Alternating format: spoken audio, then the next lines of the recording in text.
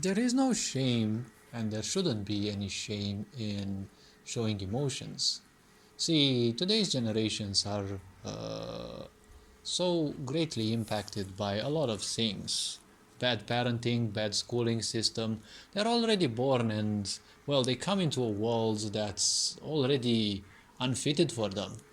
A lot of the children, well, all children come with so many natural talents, but this sick society and its narcissistic tendencies obviously have been built in such a way to only keep you distracted, to only keep you in a lower state, in a lower nature, in a craving state, and, well, in a state in which you simply don't want to do anything anymore because, well, everything seems to be against you. But remember that this sick society has manipulated you, lied to you, cheated, cancelled you, whatever, left you alone, and all these, but you're still kicking, right? If you're seeing this video, you're still alive. And, well, most likely you're still kicking.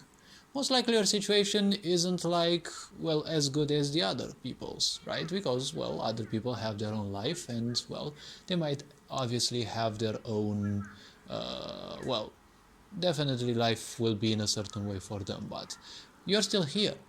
Showing emotion is a very important thing because emotions are what make us human, right? Emotions are what fill us with existence. If you wish to seek ignorance, well, ignorance means, well, detaching yourself from your emotions. Your emotions are a guidance, right? They tell you if something is good and if something is wrong, right? It is also called a gut feeling. Don't forget that the gut feeling is like a second brain. It is highly specialized in emotional outputs.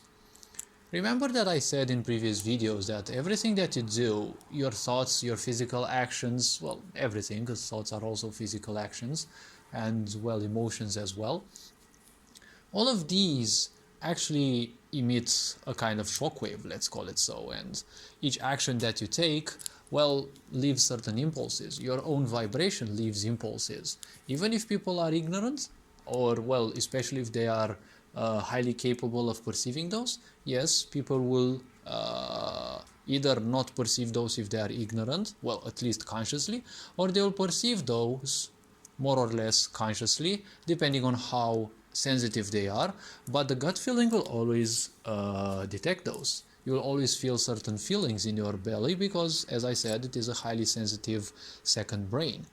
And, well, it's not called the gut instinct for nothing. At times, well, I'm sure it can never fail you, however, interpreting it is that which you can take in a wrong way, especially since nowadays generalization and so much misinformation exists, and it's also a great push towards even more misinformation. So, well, all this being said, remember that emotion is that which keeps you alive. When you'll be on your deathbed, emotions will be the only thing that you will remember, right? Because the events themselves that you've gone through in your life, they don't have any significance, right? They only can have a psychological or emotional significance, right? Because through attachments is basically what you will remember something. If you live life fully objectively, well, you're either a machine, right? An ignorant.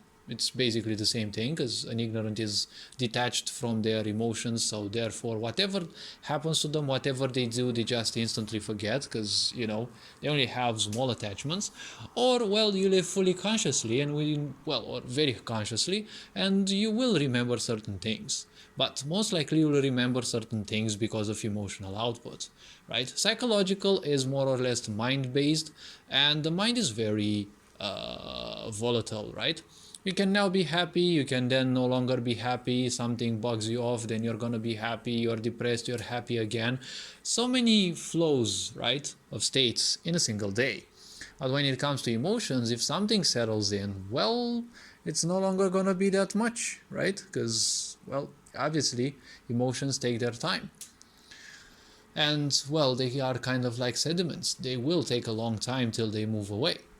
So, well, all this being said, emotions and that kind of attachment is basically what you will need, because ultimately, when you're on your deathbed, as I said, the emotional attachments are what you need in a way, because those are what you will remember. So showing emotion is not a sign of weakness. If you're thinking about that, think about one thing. You're at least doing something that the majority is not doing. And guess who is doing that which the majority is not doing? Because I doubt cowards will ever do something that the majority ain't doing, right? Because cowards cheat, lie, manipulate. That's what most people do, right? Most people are miserable, and that's a consequence of miserable, right? Of being miserable. So the point about this is really very simple. Showing emotion is a sign of strength. Be it that you cry in public and people laugh at you, ask yourself one question that I've been talking about in, well, quite a long time. See, if you make people laugh and they laugh at you, ask yourself one single thing. When was the last time they actually genuinely laughed, right? Because think about it. How many times do people actually laugh genuinely, right? When they laugh at you, they're just, well, throwing out a bit of their negativity. You're actually healing them a bit. Healing is healing is good, and laughter is the greatest medicine. So, this being said, don't feel bad about emotions. See, in a narcissistic society, you'll always be taught in reverse. Because when you turn against yourself, that's when you simply, like, slowly and surely kill yourself.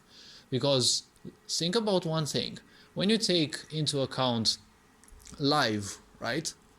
To be alive, right? Live, L-I-V-E. If you live in reverse, it kind of feels like E-V-I-L, right? Evil. So it's not good to live in reverse because you're no longer living the truth, you're living a lie. When narcissists tell you that emotions are a lie, well, the only emotion they can perceive is misery because, well, narcissism is the epitome of misery. You'll never find more miserable persons.